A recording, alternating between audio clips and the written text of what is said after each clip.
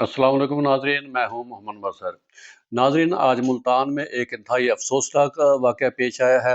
मुल्तान के एक सियासी घराना तारिक नईमुल्लाह खान मरहूम के बेटे मरूफ, जो कि चुंगी नंबर 9 के रिहायशी हैं, आज वो अपनी बीवी और 2 बच्चों के हमरा गाड़ी पर सवार होकर DHA गया, जहां पर उसने पिस्टल से अपनी बीवी और बच्चों पर फायरिंग कर दी और उन पर फायरिंग करने के बाद खुद को भी गोली मारकर जख्मी कर लिया।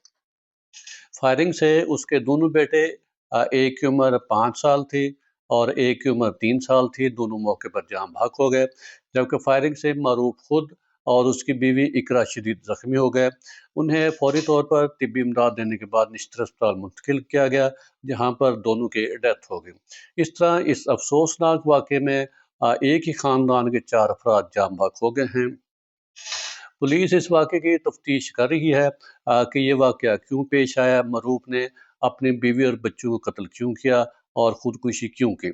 इब्तदाई तौर पर जो बात सामने आई है, उसमें बताया जा रहा है कि मरूफ डिप्रेशन का शिकार था, उसका घर में कोई झगड़ा चल रहा था, कुछ सियासी मामलात थे, शायद कोई जायदाद का भी झगड़ा हो सकता है।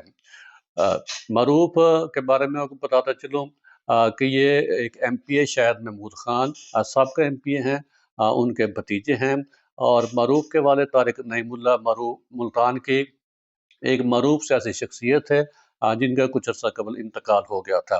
अब ये चारों डेड बॉडीज डिस्ट्रेस हॉस्पिटल में पड़ी हैं, जहाँ पर पुलिस इस मामले की इंक्वायरी कर रही है कि इसकी वजूहात क्या थी।